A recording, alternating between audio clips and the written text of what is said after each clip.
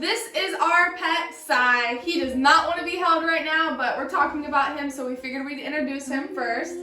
His name is Sai, and he has one eye.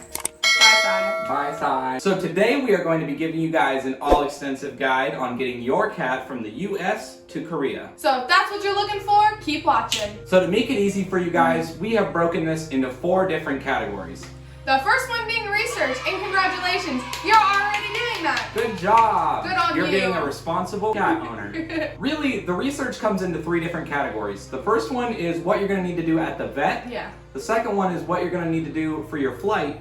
And the third one is what you need to do when you arrive in Korea. Unfortunately, the vet is definitely the hardest part. And the most expensive. Yes, very much so. There's a lot of research, time, money, preparation that goes into the vet. So you're going to want to be very methodical when you do this sort of stuff. So if you're coming from the United States to Korea, you need some very important things. The first one being is you need your rabies vaccine. And the second one, you're going to need the rabies antibody test, which is also called the FAVN test. And you will need your cat to be microchipped. Next, you'll need your veterinary health inspection for export out of the US to Korea, which we'll call the pet passport from here on out. And this is optional, but if you are traveling state to state, which we went from Ohio to Michigan, then to Korea, you will need your certificate of veterinary inspection, which is very small and it only costs around $20. So number 1 was the rabies vaccine. Now this, we were able to get at our vet for 3 years of a vaccine for $27. So make sure you have that regardless of if you're going to Korea or not. Alright, next is the FAVN, which proved to be the most difficult and the most expensive. It was $250. If you're going to get it, you're going to need around,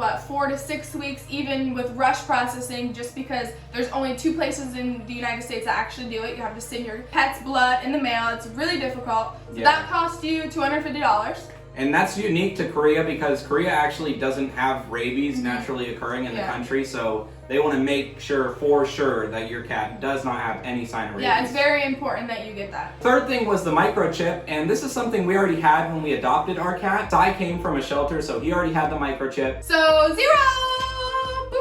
Free for us, baby. But this is something you should have anyway, just in case your cat does ever get lost. You can easily track them down and find them. Yeah, it's really small. It's like the size of a grain of rice, so it's pretty good. Next is the veterinary health inspection, or the pet passport. This was $200, and you have to get it within 10 days of leaving on your flight. If your flight is 1 day long, 24 hours, and you leave on the 10th day, it will not be valid. Yeah. You have to arrive in your destination within that 10 days of getting the paperwork. Yeah, so it's super tricky, and this is the one you gotta be most strategic about, because for us, we didn't know exactly what day we were gonna be leaving for Korea. We were waiting for our visas to get approved, and we were going next day. So we had gotten this a month before we left, and it actually got expired. Yeah. And we had to resubmit for it, pay over again, and it was expensive and messy, so please make sure you're on top of this one. So your pet passport has to be endorsed at a USDA office, and that will cost you $15 extra. And because we fucked up and we let ours expire, it cost us another $187 to get that approved again, and they just changed the date. Make sure you know. That's why you're watching this video, because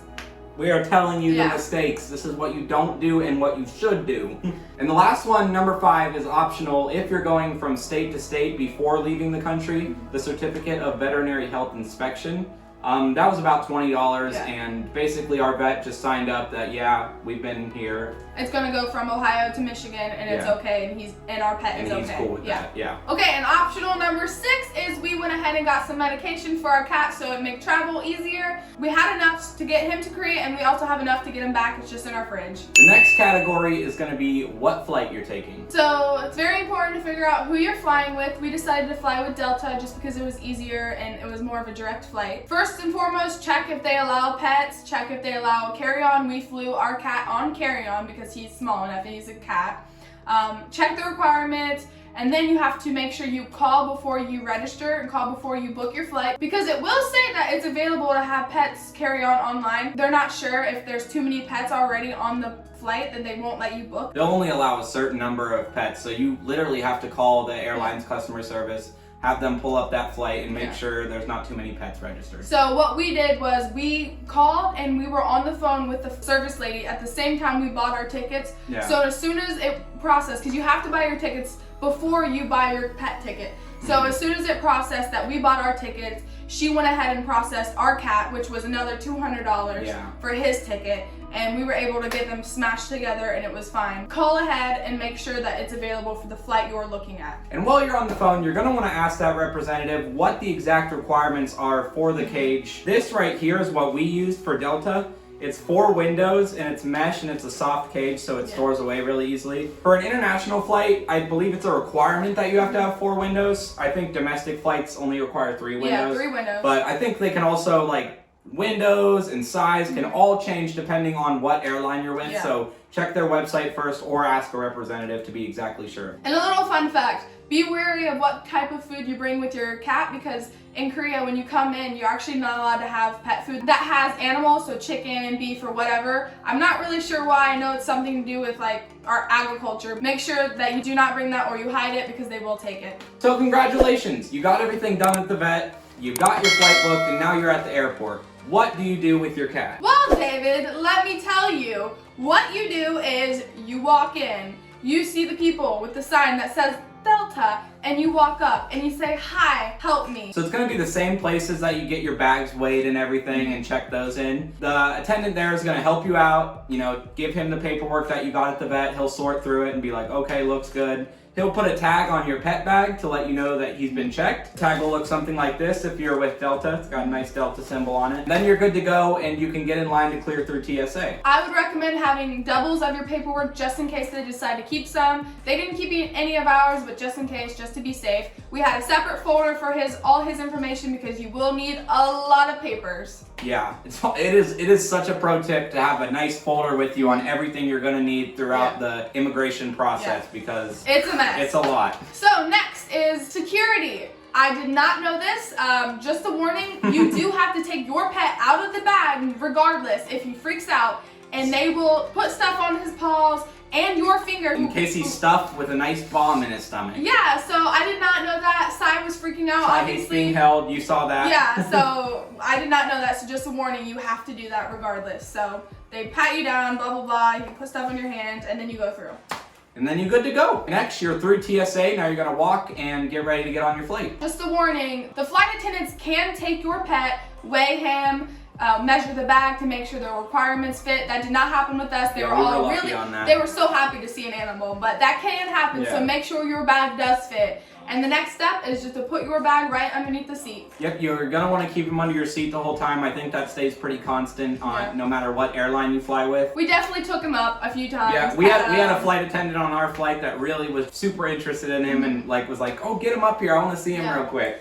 So she didn't care. We did give him medicine. He didn't really need it. He was pretty calm. He freaked out the most in the airport, but after security was over, he was pretty fine. He was like a little in and out of it because we gave him the medication. As soon as we got on the flight, he was fine. So step 4, you have now arrived in Korea and you are getting off the plane with your cat in your hand. Our experience was a little different because we arrived in Korea during the pandemic, so we had to stand in line and do a bunch of COVID testing and all that. So hopefully by the time you're watching that whole process is over. That was hard because our cat is not small, so I had to carry him the whole time and he was starting meowing, so that was a little difficult. But the only time that we had to deal with any size stuff was they gave us a paper, and actually you just grab the paper out of the basket. Like I said, this is probably different because this was COVID, but we grabbed a piece of paper out of the basket. And it asked if we had any duty-free products or any animals with us. Obviously, yeah, we said we have a cat. And that was pretty much that was it, which I'm sure there might have been Yeah. some weird thing going on because of COVID, but yeah, normally I'm sure they'll be a little more thorough about it, but they were mostly focusing on you and do you have a place to quarantine when you get here and focusing on the quarantine part of it. So I don't know if it was different for us. We had an apartment set up, so they allowed him to be with us and quarantine with us. Yeah. But something very important to note for this whole process is if you come to Korea and you don't have your microchip, your FAVN, one thing. If you're missing one thing, they will take your animal will be put into quarantine. I've heard really negative things about quarantine in Korea. It's really expensive. It's hard to be in contact with the representatives at the quarantine center. And also I've heard it's very dangerous and sometimes your pet does not come back alive or back the same way. So just you want to make sure that you have all that paperwork. You want to make sure you have double, triple copies of it, because you don't want to give them any reason to pull you out of line and take your cat from you just because he may even have a microchip, but you better have proof of that. Yeah, you have to have the correct number, because if you don't have the correct number written down on your paperwork, So please, please, for the sake of your mental health and your cat's health, please have that stuff ready so that he can just come and live with you as soon as you get here. Yeah, and if you can't, I don't recommend bringing your pet, because you have to have that stuff in order. Yeah, if you can't guarantee that you have all that stuff done, don't do it, because it can be a dangerous process. Make sure that you are ready for what this process entails. It's not an easy process. It's one of the most difficult processes I've ever done in my life. And one of the most expensive. Yeah, so it's not cheap. Our complete total before our mess up was around $770, but with our mess up price, it was $960 to get Sai to Korea. I'll go ahead and put the individual price of everything here right on the screen so you can see what you're going to be paying along each step of the way. That price does not include the price of his shipping container, or the price of his food, or the price of his litter box and all his food when we got to Korea. It doesn't include that. That's just this is just to get him from point A to point B legally. Because of quarantine, it was really difficult to get him from the airport to our apartment as well, but that's a whole nother video. If you want to see a video about how we got to our apartment because of quarantine and how quarantine was in Korea, let us know. We'd love to make a video about it. Quarantine was really crazy for us. Really tough, especially because we're vegan. Yeah. The whole food issue, we'll get into it if you guys want to see that. If you want to see that, please let us know in the comments. If you like any of this information in this video, or if you want to see more, please hit the like. And please share this video with anyone you know. If you have a friend who might be coming to Korea anytime and they want to bring their cat, please let them know, because this could be a lifesaver. Yeah. We had to do a lot of this research on our own and piece together individual reports of this and that to find our whole package that allowed us to come here. So this is one compact video you can watch, and I promise you, if you do all of these steps, your cat will come to Korea safe and sound. Well, at least if they're carry-on. We did not cargo ship our cat because it's a cat. Yeah, Delta had an option to ship your cat through like pet cargo, and we said no, we don't trust it, you know. Well, we don't need to. Like, there's no reason. But if you have just a standard cat and he's not super chunky and beating the weight limits or anything, you should be fine. For the most part, if you have a smaller dog, you can follow this as well. Almost all the same requirements.